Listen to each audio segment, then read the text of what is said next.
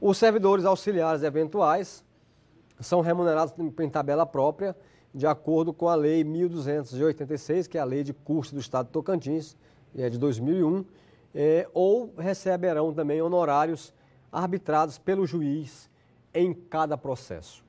Aqui nós temos, então, uma tabela de custas que é feita para remuneração dos eventuais, não é, que são pagos por isso, e naqueles casos em que haja a indicação de peritos nos processos, é o juiz quem indica. Os senhores podem me perguntar, mas escuta, mas cada juiz arbitra um honorário diferente. Por que isto? Pois é, esse é um dos nossos problemas com relação aos nossos auxiliares eventuais. Eu costumo remunerar bem os meus auxiliares. Não há que se fazer parâmetro entre o vencimento de um juiz, os honorários de advocacia que alguém recebe num processo com o trabalho de um auxiliar eventual. Não tem nada a ver uma coisa com a outra. Especialmente a questão pericial. No estado de Tocantins, a questão pericial é muito grave. Primeiro, nós temos poucos peritos no estado treinados e preparados para a perícia. Segundo, a falta de regulamentação da remuneração dos peritos. Terceiro, a baixa remuneração que está sendo aplicada aos peritos. Eu penso assim, o perito que é indicado para um processo, ele possui vinculação geralmente a um conselho regional e a um conselho federal. Nos casos mais comuns, os peritos contadores, por exemplo. O perito contador, ele tem normas de contabilidade e que essas normas possuem orientação quanto ao preço de hora trabalho, que deve ser respeitada.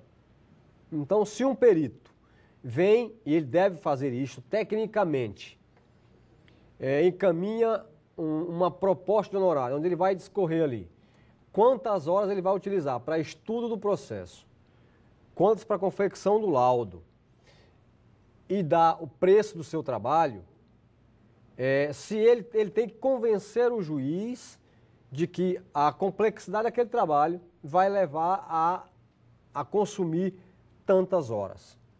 E o juiz, a partir daí, se convencido de que aquela relação é realmente o que vai acontecer, ele não pode, penso eu, é um pensamento pessoal e é assim que eu ajo, ele não deve fixar preço de hora, porque esse preço de hora de trabalho ele é fixado pelo Conselho Federal de cada categoria.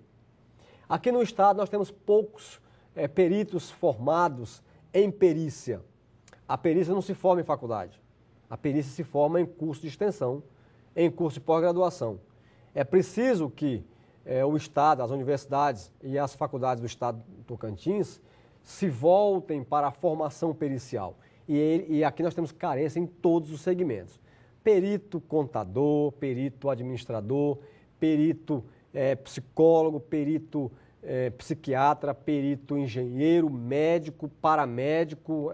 Em todos os segmentos nós precisamos desse contingente preparado para isso. E não temos. Então, quando um perito me traz uma proposta de honorários, que eu, com a minha experiência que já tenho, avalio que irá consumir aquele horário realmente, eu não regateio com preço. O preço que for fixado pelo Conselho Federal, eu pago. Eu mando pagar, aliás. E veja vocês, não há que se receber pagamento de perícia em final de processo. Porque o perito não trabalha pelo fim. O perito trabalha pelo meio.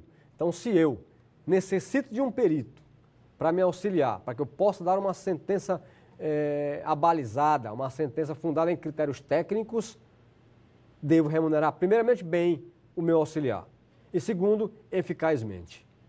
Ele recebe metade do trabalho quando ele recebe o processo com carga e ele recebe o restante do trabalho quando ele me entrega o laudo, geralmente em 30 dias. Então, para isso, a parte que foi determinada o pagamento da perícia deve depositar o honorário pericial e é assim que funciona.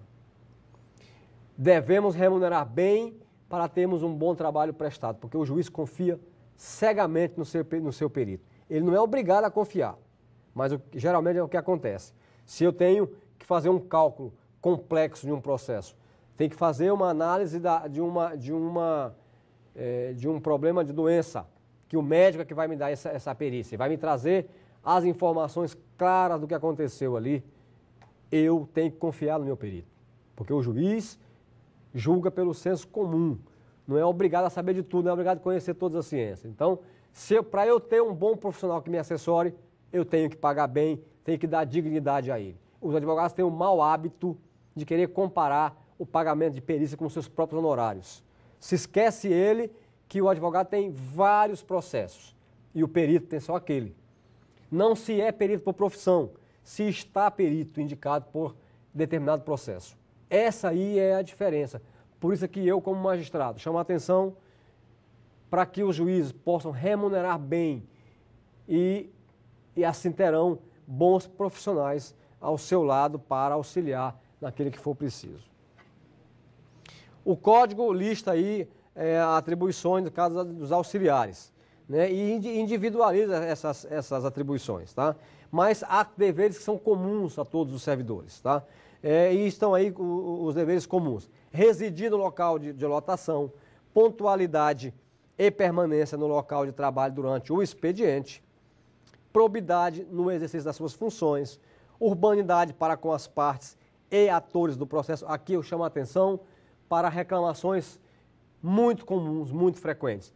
O mau atendimento que é prestado por nossos servidores aos atores do processo, a promotor de justiça, a advogado e às partes, inclusive aos auxiliares eventuais. O servidor público tem que tratar bem, tem que receber bem a comunidade. É quem paga o nosso salário. O nosso patrão é aquele que vai atrás do processo. Gratuito ou não. Se ele não paga pelo processo, ele paga os impostos na caixa de fósforo que ele compra lá no supermercado, no imposto que ele paga do seu carro, no óleo que ele paga para colocar no seu veículo, no combustível. Ele paga imposto para tudo, inclusive para pagar o nosso salário.